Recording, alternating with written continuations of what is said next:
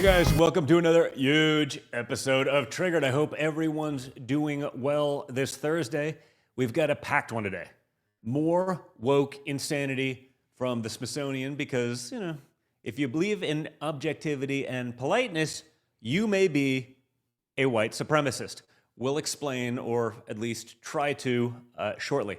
Plus, in New Jersey, it turns out thousands of non-citizens, and maybe even more, are on the voter rolls. And some of them, of course, even voted.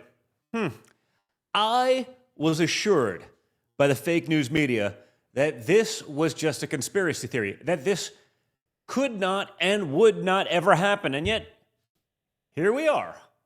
It happened. Just like me and probably all of you said it was happening. So guys, make sure you're liking, sharing, subscribing so you never miss one of these major episodes. If you do miss the show here on Rumble, go over to Apple, Spotify podcasts, catch it there. If you have friends that get their podcast that way, make sure they're aware of it. Send it to them. Subscribe there anyway, even if you're a religious watcher here. For all of the top headlines that we cover on the show, go over to my news app, MXM News, like Mike X-Ray Mike, MXM, where you can get the mainstream news without the mainstream bias. But again, don't forget to like, don't forget to share, okay? Like it right now. It takes absolutely no time whatsoever. Just go over there, hit the little like button, okay? At the end of the show, when you're not having to pay it as much attention, share it with a bunch of your friends. Let's just get the word out. And of course, don't forget about our brave sponsors for having the guts to support this program. America just celebrated its 250th birthday, and it's the perfect time to experience our history for yourself. From Gettysburg to Independence Hall, from presidential homes to national battlefields, the Heritage Guide to Historic Sites helps families explore America's most important places with confidence. Okay? None of the woke crap. The guide helps you fight back against the rewriting of America's past, with each site reviewed for historical accuracy so you can explore the greatest that America has to offer. It's true history that you can actually learn. To learn more, go to heritage.org/Don Jr. That's heritage.org/DONJR. And also, guys, don't forget to protect your cell phone freedom. Cell phone carriers use mobile locking to trap your phone on their network, keeping you stuck with high prices when switching could save you like $1,000 a year. That's a really big deal. Americans are fed up. 93% of voters say switching carriers should be just as easy as keeping your number, and I happen to agree. You should be able to take your phone without being locked into their rules. If you agree, it's time to speak up. Tell officials you want hashtag cell phone freedom. This is paid for by the Bull Moose Project. Again, that's hashtag cell phone freedom. Now, with all of that, let's get into it. And let's start with some new job numbers. Initial jobless claims. That's Americans filing for unemployment for the first time, just fell to the lowest level since 1969. 1969, guys, that's like a decade before I was born. Okay, that's a big deal. Strangely, again, why I ask you to always like, share, and subscribe, you don't hear anyone talking about this in the mainstream media. Notice how quiet it is out there? They like to say, the economy's dead. I don't know. Jobless claims the lowest since 1969? That's like 60 years. Notice how quiet it is out there, because you know exactly how this works. If jobless claims hit a 57-year high this morning, you'd already know the number by heart, meaning if there are a lot of people out of work, you'd be hearing about it all day long. People in work, we're gonna neglect that. We're gonna not cover it and pretend like it isn't so. If it was a disaster, it would be on every chyron, every front page, every late night monologue. There'd be a special graphic and somber music. But think about everything the so-called experts told you was going to happen. Remember that the tariffs were going to crash the economy, the tax cuts were a giveaway to the rich, there'd be a recession by spring, then by summer, then by fall, then by spring again.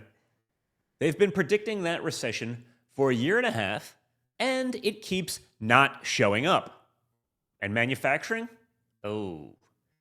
Manufacturing was never coming back, right? Those jobs were gone forever. How many times do we hear that? We were all supposed to learn to code and, whatnot. Remember when Obama literally asked what magic wand anyone had to bring those jobs back home? You know, what magic wand? Well, it turns out the wand was pretty simple. Donald Trump. And, I don't know, stop punishing the people who build things in America. Maybe, just maybe, start rewarding them. Because a little over a year after the working families tax cuts were signed into law, the boom is showing up exactly where Washington swore it could not. Machine shops, factory floors, small manufacturers in towns the political class stopped visiting decades ago. Check out the press secretary talking about just that. A year after President Trump signed the working families tax cuts into law, this historic legislation continues to deliver on its promise, unleashing a genuine boom for American workers, families, and small businesses. The numbers speak for themselves. This was the biggest tax refund season in American history, with the average refund exceeding $3,400, an 11% increase over the last year. American families and workers claimed $82 billion in direct tax relief, and 97% of filers received a tax cut. More than 29 million workers claimed no tax on overtime. More than 35 million seniors claimed no tax on Social Security. And nearly 8 million workers claimed no tax on tips. Thanks to the other pro-growth provisions in the working families tax cuts, like making the 20% small business tax deduction permanent and delivering 100% expensing for new factories, equipment, and research, the Trump administration is setting up American manufacturers and workers to thrive like never before. And those, they're not abstractions. A medical technology manufacturer in Maryland is projecting more than 50% growth over the next 5 years. A defense manufacturer in New York putting $1.5 million into new precision machining equipment because, for the first time in years, probably decades, they have the certainty to actually invest in themselves. That's real iron, real steel on real shop floors in America. And every one of those machines is a job. And every one of those jobs is a mortgage payment, a little league team, a family that doesn't need a government program because dad or mom has a paycheck that actually works again. And for the next generation, there are the Trump accounts. For decades, Washington handed your children exactly one inheritance, and that was debt. Trillions of dollars of it. And their name was on the IOU, right? It's like Dumb and Dumber. That's a Lambo. You may want to hold on to that one. Now, young Americans get an actual stake in the country, an account that grows with the economy. Their parents are actually rebuilding. When you punish work, you get less of it. When you reward investment, you get more of it. When you hand kids debt, you get cynics. When you hand them a stake, you get people who want to actually build. That was true in 1969 when we went to the moon, and it's true today. For decades, this country ran a giant experiment in consequence-free everything. Cross the border illegally? No consequences. Defraud a government program? No consequences. Attack a ship? Burn a building? Rob the taxpayer? Murder someone? Basically no consequence. That era is over, and you can see it everywhere you look. Start at the border and, our hemisphere where we're focused for a change.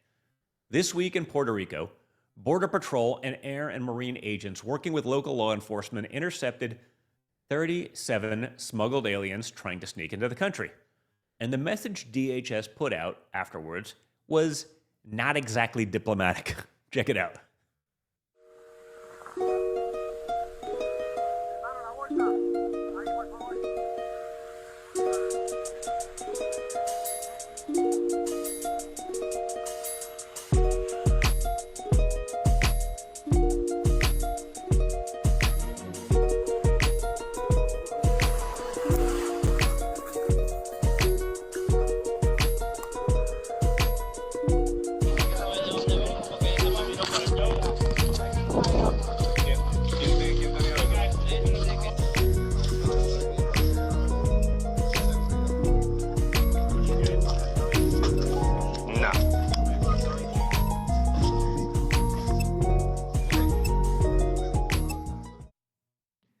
We will hunt you down.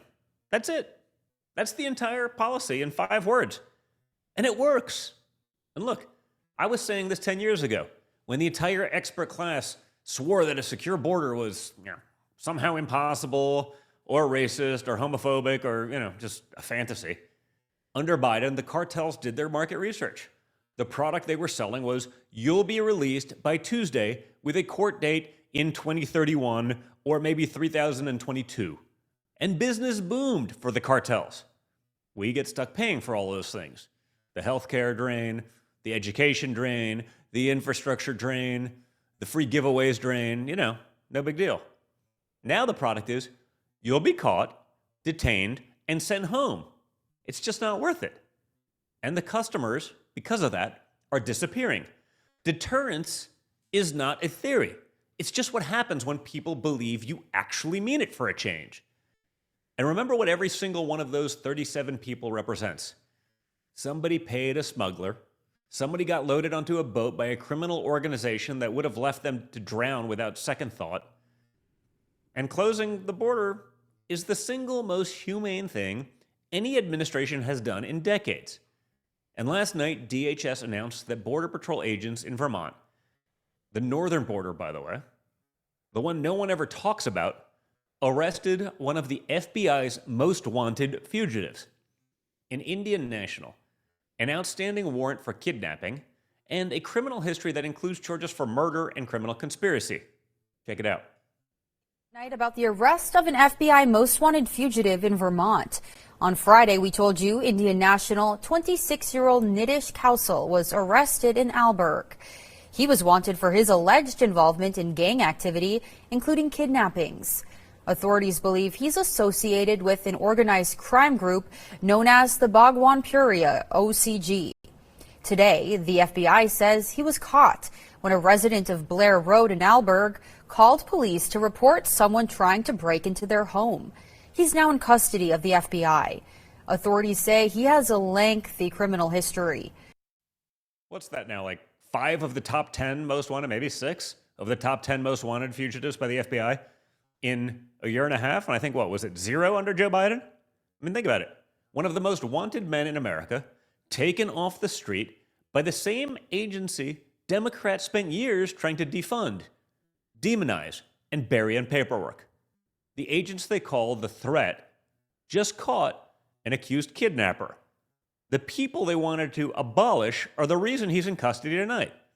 At some point you'd think, I don't know, maybe an apology would be in order. But if I were you, I would not hold my breath. I know that I won't. Now, I want you to remember what it looked like when nobody was hunting down anyone, because this week we got the most brutal reminder imaginable. Over the weekend in Salisbury, North Carolina, 3 people were killed in a hit and run. 3 lives. 1 night, 1 driver who didn't even stop. Okay? And yesterday, DHS confirmed the man charged is an illegal alien from El Salvador. I'm shocked. It's almost like, like when someone shoots up a school, you say, we probably know where it came from. We probably know who it is. When you hear about one of these murderous hit and runs, kind of know it's how many of them are illegal aliens? It seems like almost all of them. He was already in the system. He was arrested in Baltimore over a decade ago. A decade. He was turned over to ICE. He was in federal hands. And the Obama administration released him right back into American streets. No problem. Just get back out there, guys. What could go wrong? Check it out. Remnants of a fatal crash investigation still linger along Mooresville Road near Town Court. According to Salisbury police, officers arrived to the scene around 10:45 on Saturday night. I heard people screaming and all that, and they pulled the man out. And as they pulled him out, he started screaming. Police say they found 1 car with 3 people inside. 2 of them died at the scene. The other was airlifted for medical treatment, but later passed as well. Quindell Woods didn't want to show his face on camera, but tells me he walked out of his front door to the horrific scene. I mean, it's wrenching. I mean, it hurts. I mean, I felt it, even though I'm not the family member, but I felt that whole thing. I mean, I just prayed that God was with him. Police say the driver of the second car involved, Javier Penisola, has been charged with felony hit and run after a police canine team tracked the suspect away from the crash site. Penisola's car was found in a creek not far from the scene. 3 families are planning funerals right now because 10 years ago, some a-hole in Washington decided, enforcement was mean. He was in custody. He was handed over. Every single off-ramp was right there. And the system opened the door and waved. DHS said it straight. These deaths were 100% preventable. Of course they were. You just needed someone to actually do their job. Allow them to do their job. Allow them to actually just, follow the law. If your definition of compassion comes with a body count, maybe it's not compassion, guys. Don't lecture this country about kindness while the victims of your policy are being buried. Don't lecture us about kindness when you don't even acknowledge these families and the burden you put on them and the disasters that have unfolded. How many times now? Dozens. Feels like every show I talk about yet another one of these. Totally preventable if someone just enforced our law. And the new era of actual accountability isn't stopping at the border. And that's important because that's a big one, but there's a lot more. Because the fraud guys are having a very bad summer as well. Understand how this worked for years. They bill the government programs for equipment nobody receives, patients who don't exist, services that never actually happened. They move the money offshore, layer it through shell companies, probably kick it back to Democrats, and operate on one simple assumption. Nobody's coming. Washington treated fraud like the weather. Unfortunate, unavoidable, nobody's fault. It's just a line item. Well, the FBI just spent 5 weeks proving that assumption very wrong. Check out the FBI director talking about just that. President Trump and Vice President Vance stood up the task force against fraud, and the FBI is leading out on that initiative thanks to their resourcing and support, and thanks to your great coverage. Sean, just think about this. In the last 5 weeks, the FBI has gone on an international manhunt and captured not 1, not 2, but 3 of the most wanted fraudsters in the world for a total of almost $2 billion, Sean, that should have gone to children and our elderly. This is not a political issue. The president has made it abundantly clear we are going to secure American taxpayer dollars, our precious treasure, for our most precious treasure, our children and our seniors. And we did that. We manhunted all the way to Somalia and captured Abdul. We manhunted all the way to the Philippines and captured Kimball. And then we manhunted all the way to the Middle East and worked with our international partners and brought back Satari, who you just referenced, who was alone responsible for $547 million in fraud that was supposed to go to seniors. This FBI embedded, partnering with our great federal partners and our state and local partners, and thanks to President Trump's engagement on the global scale, partnerships around the world have never been better, which is why we are able to bring these fugitives back who have been on the run for years to America to face justice. And Sean, the FBI does all foreign transfer of custodies. We call them FTOCs. We send special assets out across the world to secure and apprehend these individuals. Sean, in the last 30 days, 27 FTOCs have been executed by this FBI. That means 27 fugitives, not just fraudsters, gang members, rapists, murderers, terrorists, narco-traffickers have all been brought back to the United States. And under President Trump, Sean, that is a record for the FBI, and that is just 1 month. Oh, well done. 3 of the most wanted fraudsters on the planet. Almost $200 billion. Think about what that money could do in your neighborhood. Hunted down across international borders. That's the anti-fraud task force my father and J.D. Vance stood up actually doing the job, okay? They stood it up. They're getting the job done. They're going after these scumbags. And the director was just in Cambodia lining up an operation to dismantle the overseas scam centers that have been robbing Americans' families from the other side of the world. $2 billion there. Let me put that into perspective, okay? That's roughly the entire annual budget of a mid-sized American city. Okay, a decent-sized city, not like a city you've never heard of, but like one you've probably been to numerous times. Stolen by 3 guys. That's thousands of teacher salaries, thousands of police officer salaries, entire hospital wings, and then some. That's one hell of a hospital for $2 billion. Gone into shell companies and offshore accounts. Gone forever. Every one of these arrests sends the same memo to to the next guy. The golden era of stealing from the American taxpayer is over. There is no country far enough away, no shell company deep enough, and no amount of stolen money that buys you a head start that the FBI can't close. And if you want to know how deep the no consequence era really ran, look at what just came out of New Jersey this week. Governor Mickey Sherrill, a Democrat, of course, put out a statement this week admitting that a, quote, software error, I'm shocked to hear it, really, software error. Seems they only go one way. Always towards the Democrats. But a software error in the state's motor vehicle system registered roughly 6,600 people, 6,600 people, okay, to vote. People who answered no when the keypad asked if they were U.S. citizens. Think about that. They told the state, they even told them, at least they were honest, they told them they were not citizens.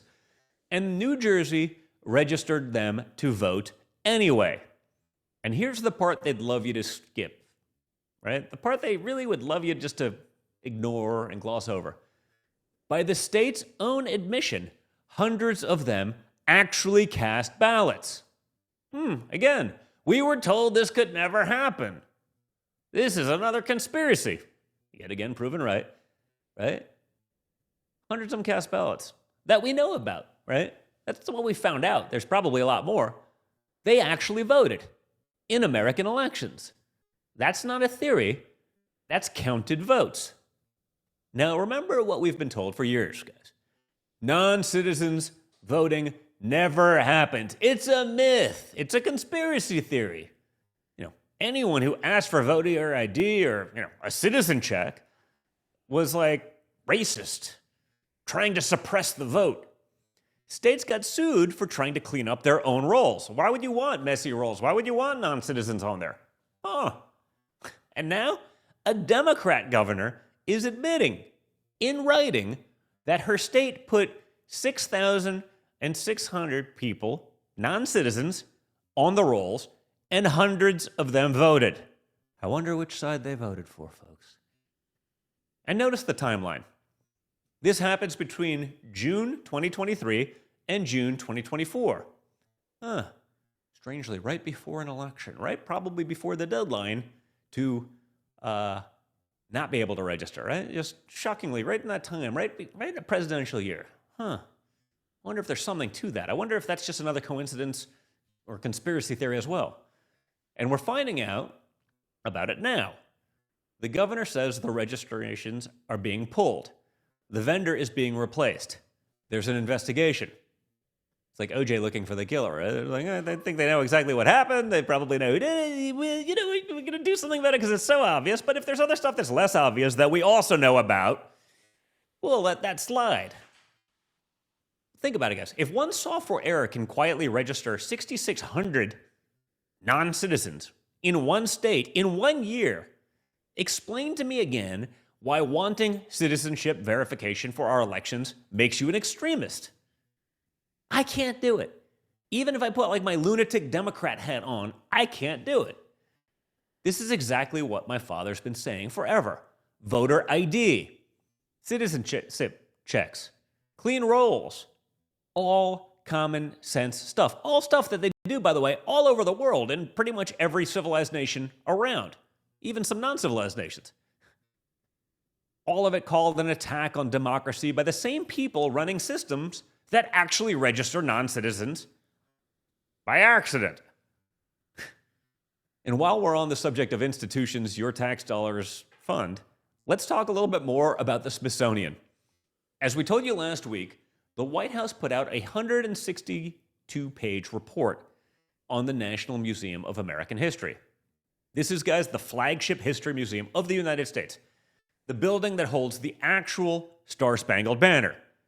And the report documents what it calls extreme political activism, anti-white activism, illegal alien activism, leadership described as a radical activist cohort rewriting the American story to serve its ideology. And this week, the museum's director was in front of Congress, where the dodging did not go well at all. Check out Brandon Gill doing what he does very well in Congress.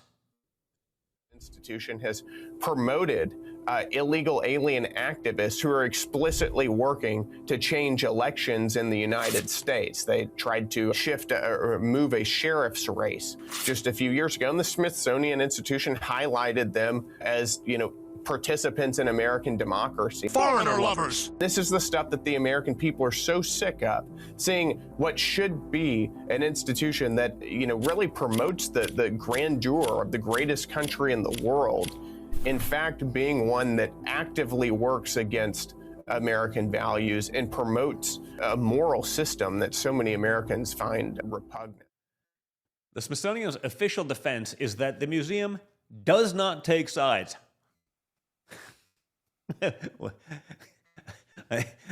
My eyes are rolling so far back in their head, they just did a 360. I mean, there are 162 pages of receipts that say otherwise, guys. And you paid for every one of them. You're pushing these lies with your taxpayer dollars. One of those receipts got read into the record, right there at the hearing. Congressman Gill asked the director point blank, does the Smithsonian list politeness as an attribute of white supremacy? Smithsonian was promoting as a document to be upheld around that time period, 2020, 2021, whatever it may have been. Is it important to be polite? Yes, sir. It's also interesting because the same mass action toolkit that your organization has been promoting references politeness as a defining characteristic of white supremacy culture. Ma'am, are you a white supremacist? No, sir. You're not. Can you help me square why your organization says that being polite is part of being a white supremacist? I'm not exactly familiar with that passage of the Mass Action Toolkit, which is not I can show you the one that we passage right developed. here. All right, so let's get this clear. Saying please and thank you, holding the door, showing up on time, basic common courtesy. According to the Smithsonian, that's white supremacy. Most parents call that, raising your children correctly. And don't think anyone over there is even embarrassed about it. This week, a Manhattan Institute scholar brought up one of the receipts. The Smithsonian promoting a document that suggests objectivity. Again, objectivity, being able to look at both sides of something, is also a tool of white supremacy. Being objective. It's pretty much anything that's decent and normal is apparently a tool of white supremacy. And all he asked the CNN panel to agree on, it's insane. It's ridiculous. Check this out.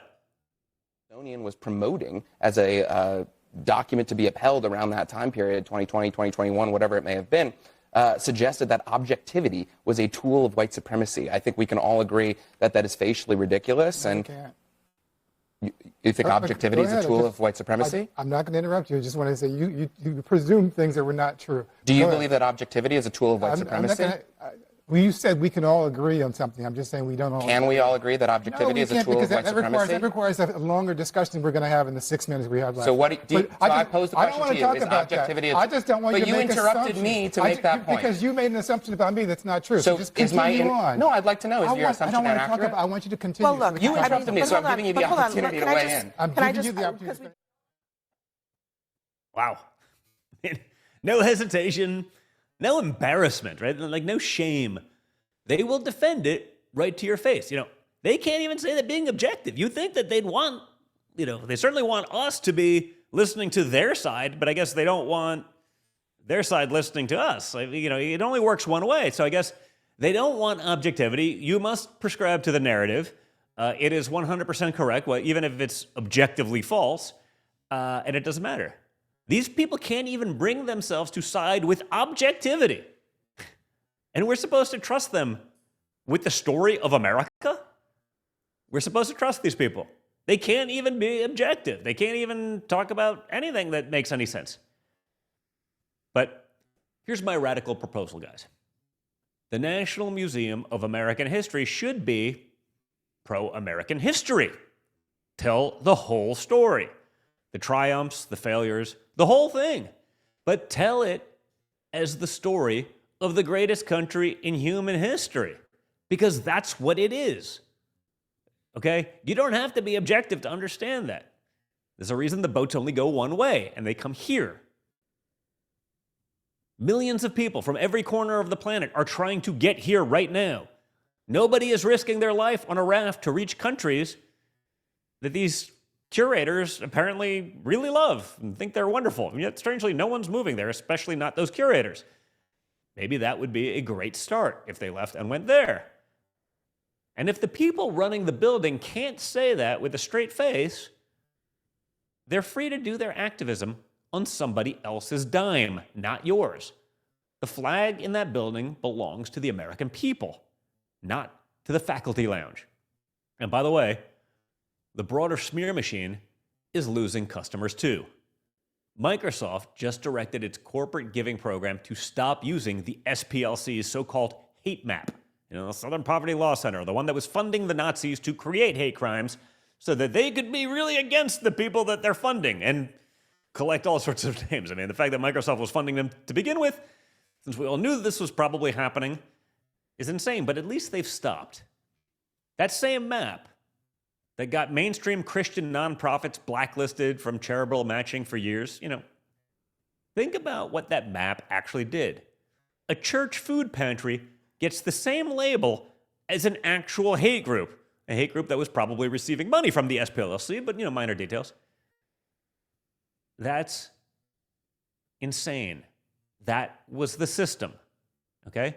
And if you want to see the mindset that the left-wing machinery produced, just head over to ABC's The View, because they served up a perfect example this week. Sunny Hostin looked into the camera and declared that America still owes her reparations for slavery. But, interestingly, well, you know what? Let's just go to the tape. Let it speak for herself. About is money, Joy. Yeah. This is not about anything else. It's about this country trying to avoid paying African Americans our due. Well, and also, wow. I'm a little bit in shock. I just always thought of myself as Puerto Rican, half Puerto Rican. I didn't think I was. My family was originally from Spain and slaveholders. Yeah. So how are you feeling, my friend? I think it's actually pretty interesting that my husband and I have shared roots. Yeah. So I do appreciate that. And I think it's great for our children to know this information. I guess it's a fact of life that this is how some people made their living. Guys, remember, America still owes her reparations. I mean, she's probably making millions of dollars a year being on TV, as a talking head doing almost nothing. They owe her reparations, but, they left out one minor detail. When Sunny went on Finding Your Roots, the PBS, not exactly conservative media, genealogy show, it traced her mother's side of the family back to Puerto Rico, where her own ancestor turned out to be the slave owners. I bet she still wants reparations, because why not? But, wow. So if America ever does cut that reparations check, it'll be really interesting for her. Should she get it, or should she be perhaps a larger contributor? And if her parents, grandparents, whatever it may have been, did this and had slaves, I don't know, am I supposed to cut a check? My parents were like peasants in Europe, my great-great-grandparents at this time, whatever it may have been. What's fair about that? The larger point is, guys, the same people constantly trying to define everyone else by their worst moment or for their most out-of-context statement, who want you to apologize for what your ancestors may have done hundreds of years ago. They want me to pay for something that they weren't even around for. Don't hold themselves to the same standards. Shocking. I'm shocked to find out that Democrats don't hold themselves to these standards, which sort of brings me back to where we started tonight, 1969. I keep thinking about what that number really means. The last time jobless claims were this low, this country built the Saturn V rocket. Welders built it. Machinists built it. Tough, working guys with steel-toed boots who never got famous. And they put the American flag on the moon. And then we spent 50 years telling their grandkids that work like that was beneath them. Every kid got the same script. 4-year degrees, 6 figures of student debt, or you're a failure. Meanwhile, the guy who can weld a pressure vessel, wire the substation, machine a part to a thousandth of an inch, probably a 10,000th of an inch at this point, couldn't get a guidance counselor to return his calls. Well, listen to the education secretary today, because that is ending too. Certainly believes that we should have education closest to the child. And what that means is knowing what those child's needs are. And education is not the same. It can't be forced top down from Washington. We have seen, throughout our country now, the shortage of, our skilled workforce and what we need to be able to build this new intelligence sector. And so not every child needs a college education. Let's develop the skills that children have a natural propensity for and not force them into, a path of education that's not going to serve them well. We need electricians and plumbers, and we need HVAC operators, and we need data engineers, all of that. So let's provide the kind of education for them, get them into pathways toward that education, starting, even in elementary, middle schools, high schools. I love high schools now that are working with our community colleges or vocational or technology schools so that there are dual diplomas when they graduate, and they already have, certificates from our trade schools so that they can go right into the workforce when they finish high school. If they want to continue with their education and get more courses, from college, that's fine. If not, they can start earning a living. And we know in our country today, for every 5 of our skilled workforce that are retiring, only 3 are coming back into the workforce. And by 2030, if we don't close that gap, we'll be down about 2.1 million in our skilled workforce. So there's a lot of change that needs to happen in education, all for the good. We're just recognizing that everything doesn't have to be 4-year college, but for those professions that do need it, doctors, lawyers, engineers, etc., let's provide the best education for them, but not look down our nose as we used to do for the skilled workforce, because they are the ones that are in the highest demand. That is a scary stat, especially given the way the system always worked. For every 5 skilled workers retiring, only 3 are coming in behind them. That's a gap, as Linda said, of more than 2 million workers by 2030. If nothing changes, okay, that's a disaster.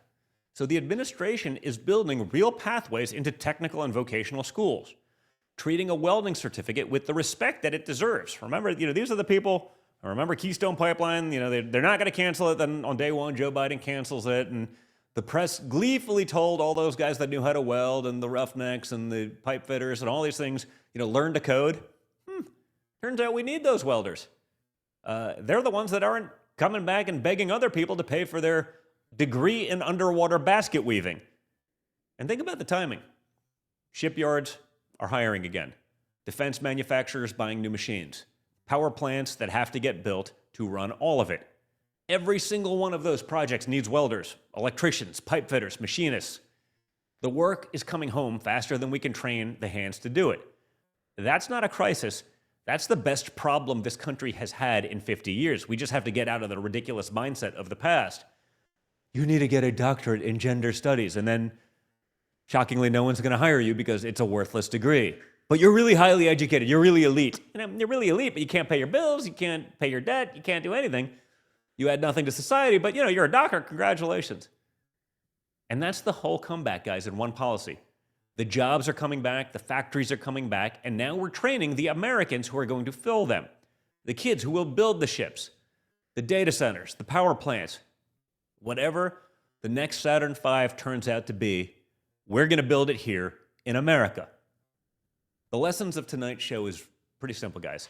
Consequences came back, and America started working again. Enforcing the border, and the smuggling stops. Hunt the fraudsters, and the stealing stops. Back the builder, and America builds again.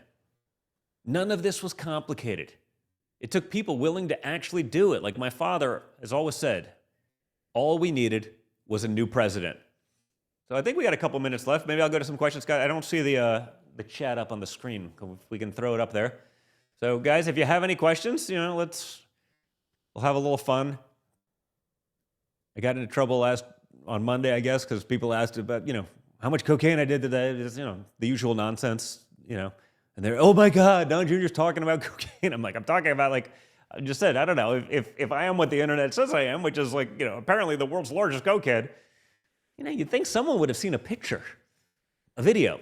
The other famous cokeheads in political families, they all seem to be out. Yet, strange. It's almost like I don't do it. I know. It's hard to believe. All the tabloid stuff. Got a lot of clickbait on that one, so it's okay. I'll keep addressing it, and people will keep showing zero evidence of it because, again, maybe I just don't do it. Would I ever go back on The View again? Sure. I did The View. I don't really care. I don't know that it does anything. I think at this point, when I did it last time, it was like 2017. I think it was their 5,000th episode. By the way, if you guys want something interesting, after you check out our sponsors, after you like, share, and subscribe to the podcast, go look up my thing on The View. And I was actually kind of nice because, if I go in there and I just come out like guns blazing, then they say, oh, even if it's 5-on-1, like they'll say, Don's a terrible person, he's too aggressive, whatever it may be. So I let him go, and then I hit back, and it did not work out so well for them. And, I figured, hey, be prepared for all things. But, they asked me on there to talk about my book. That was my book, Triggered, at the time. And, I was on for the entire, 5,000th episode of The View. And I did not get one question about the book. I got attacked, and after a while, I was like, okay, now it's time to fight back. And I did. And I wish I could get, what is that, on ABC? Yeah, I wish I could get them to release, like, the footage from the commercial breaks. I literally had Whoopi MFing the crowd. Like, I won over a crowd of New Yorkers. It's like 150 people in the audience, whatever it is. I think I got like 10 people to bring of my own. So it's, 15-1. And I got them all on my side, which was interesting. And Whoopi lost her mind. I think Joy actually sort of gave me a, like, well done at the end of it, because she's like, maybe a little bit insane, but like, she, I guess, understands the game and realized they made a big mistake. But, the problem is they're just not used to anyone ever pushing back because everyone always needs something from them. Me, I could care less. But yeah, go check that one out. Baptist Bob. Don Jr.'s audience is 55 plus. Actually, you're wrong. The demographic, based on polling that I've seen that I've not been a part of, says that I actually do best with 35 and under. So, you can say that it's all just because I may be, talking conservative talking points, but where I do best is 35 and under. So that's kind of a big one, but good try. Don, I remember you got deputized a few years ago. Have you arrested anyone yet? No, not officially, but, local law enforcement's always been really good to us, and we try to do whatever we can to support them. So, I haven't got a chance to arrest anyone yet, but you never know. Governor JD did a great job on The View. Yeah, he did too. He was probably calmer than what I was, but they also, they were exactly what you would expect. They just came out swinging. I had a couple other good ones that were just, I had a couple of good ones for some that I was just thinking about, and I was like, it's too early. If I attack this hard this early, it's just going to go way to shit.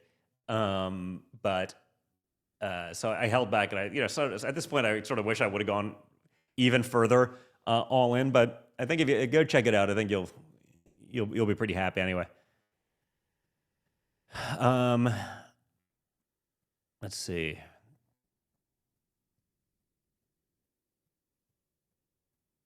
Do you think the Smithsonian Institution should be defunded of government funding? I think if they peddle BS and they're functioning as woke activists, yes. I think it's an important thing to preserve our history, but not to bastardize it. And, try to change it to the woke narrative of the day. Do you agree with Dilly with what he said about J.D. Vance? What he posts on X makes sense. Nothing goes over your father's head without his approval. Yeah, I think I know what you're talking about. He basically made the point. This is Brendan Dilly, is good dude, super MAGA, does a lot of the cool meme stuff on our site. He basically said, like all these, you see a lot of the neocon, it's definitely not an op, right? Like all the neocons trying to attack like JD, like he's going rogue from Trump. I'm like, listen, they say it about me because I'll defend JD and I'll defend a lot of these decisions and I'll say that, oh, John Jr. too. It's like, do you think like the vice president appointed by my father works for him, has done everything he like, do you think like he's gone rogue and like my father would not say something, not just privately, but also quite publicly? Do you think that like if my father disagreed with something that I'm doing, that he wouldn't be like, hey man, shut the hell up. Like, I don't like it. Like, no one's gone rogue. Like, these are people in his administration. And this time around, unlike the first administration, the people that are in there are actually loyal to the president, not sort of loyal to the DC swamp and trying to wait it out. So, yeah, I think Brendan Dilley was 100% right on that. Like, people may not like it. They're trying to create a divide. But what they are really doing is they're just cowards. They don't like, perhaps, what my father's doing. It's not neocon enough. It's not, America last enough, whatever it may be. But they don't have the balls to attack my father because, that would cause problems for them. So they do it under the guise of attacking, whether it's me, whether it's JD, other people who are, doing what the administration wants. I see what they're doing, and I follow suit. I don't talk to him about the administration that much, but I kind of know where he's at. I've been sort of in this game for 10 years now. Like, but again, if I was going rogue and so different, you don't think he'd call and be like, hey, Don, shut the hell up? Of course he would. Hey, I don't appreciate that. It's making my life difficult. You think my father, like, I know he's really, he's such a wallflower. He's so quiet. He would never say anything. Like, but the people who are attacking JD and me, a lot of me this week trying to rope, no. They just don't have the balls to attack my father. They're pushing their neocon BS. And, I think they're getting owned. Now, you'll see it on Twitter. Oh my God, it's a big thing. Like, I love Twitter, play there a lot. I think it's great. But like, it's also not the real world at all times. And so, these things are actually very popular. And so just because you try to make someone unpopular on social, and by the way, when you see the people who are attacking, it's the usual clowns. They hated Trump in 16. They hated him in 20. They hated him in 24. They come around when he wins because they have no choice. They're cowards and they're going to do what they actually do. And by the way, when they go against you, that's usually like the greatest endorsement ever, okay? They're people that think they have a lot more power and carry a lot more weight than they actually do. So, yeah, I'm not worried about that at all, and I think Brendan Dilley was 100% right. Let's see. Yeah, you're over the target, Mark Maya. Let's see.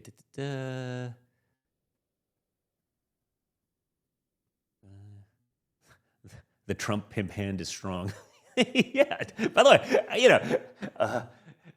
and Duncan 16. Yeah, exactly. Like, if I promise you, anyone who's watched my father for like a decade is like, if he disagrees with you, he is not afraid to say it. He's not gonna be like, I don't really like it, but I'm just gonna be quiet about it. Like, give me a break. The same people who are attacking are usually the losers.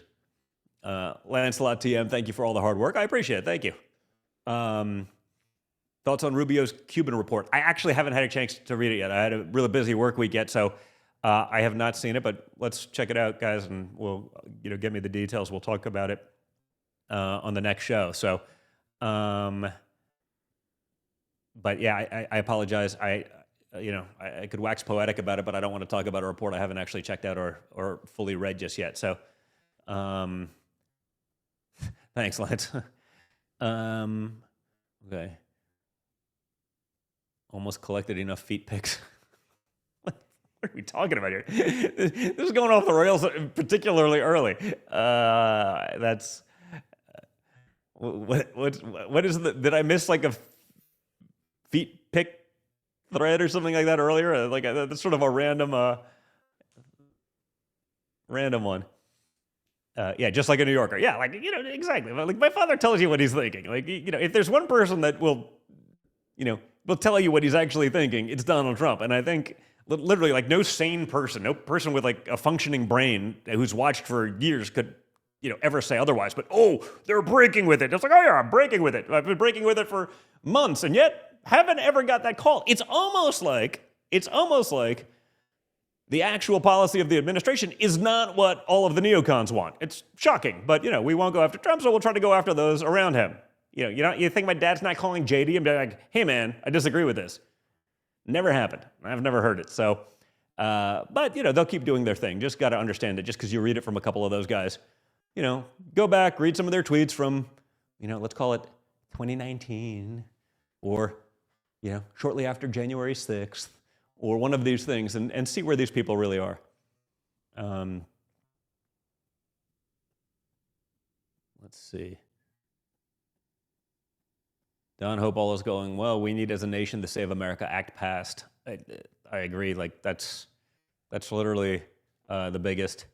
Fairway King, your oldest killed it at the ESPYs. Thank you. Yeah, no, Kai did a great job there. It was really funny. When she sunk that really long putt and then Kevin Hart started talking crap and then missed it. That was actually really cute and funny. Can't believe how big she's getting. It's a little scary. Kai can lift 214. I saw that on I was like, man, that seems like a lot. I don't know. I got to get with Kai and put her in the squat rack. Now, those are off seated, so maybe it's a little different. But like 215 at her weight and height, that's pretty impressive. I'm so grateful that your dad has a spine and your family is covered in prayer here. Thank you so much. We really need that. Don, why are mass deportations so low? Listen, if they're low, I don't think they're low. I think a lot of people are, self-deporting. I think, they probably got through, and it's a couple million people now, they probably got through, the easy stuff. And then don't forget, the Biden administration spent years sending people on planes to every little town in America. It's not that easy to find. It's hard to go to like a small town in America and be like, send me your 3 illegals or, 100, it's not like they congregated in one city where you can just be like, oh, well, they're in this area here. We can just get them all. It's, so that's going to get a little harder, but it's going to keep going. And if they're not getting the funding, again, I think a lot of them will go on their own. How's Bettina doing? Will she be on the show soon? I got to make that happen. She's doing great. She puts up with me, which is not an easy task, but just been an amazing woman, and I'm just truly blessed to have her in my life. She's awesome. So, but yes, she's doing very well. Prayers go out to everyone in your family, you and your family. Lancelot, again, thank you, bud. Appreciate it. Was firing Bovino a good decision? Oh, that was the border guy. You know what? I don't know. His shock and awe approach was effective at getting the deportations numbers up. I don't know the details of, like I said, I'm not in the administration, so I'm watching a lot of this stuff from the side. I know a lot of the people. I can, if I run into them casually, I could, talk about it. So I've never had that conversation, so I don't really know. I definitely liked some of the approach, but you got to remember, like, even if it's the right approach, even if it's the approach we like, what the mainstream media then does with it and takes it and whatever, sometimes, even if it's BS, the noise they create can sway a majority of the population that's not necessarily paying attention. So even if it's right, even if it's effective, sometimes, the cost outweigh the benefits. So I don't know enough about that decision, in particular, but maybe that was part of the logic where it was just like, it's creating too much negativity that you're actually losing people who are otherwise for a lot of these things because now they're thinking it's going too far. So I don't know. Baptist Bob, Andrew Gillum, Biden at 10 million, and we have less million with fudge not turn away. Sorry, man, it's just a little too, the question's too broken up. It's not making any sense to me.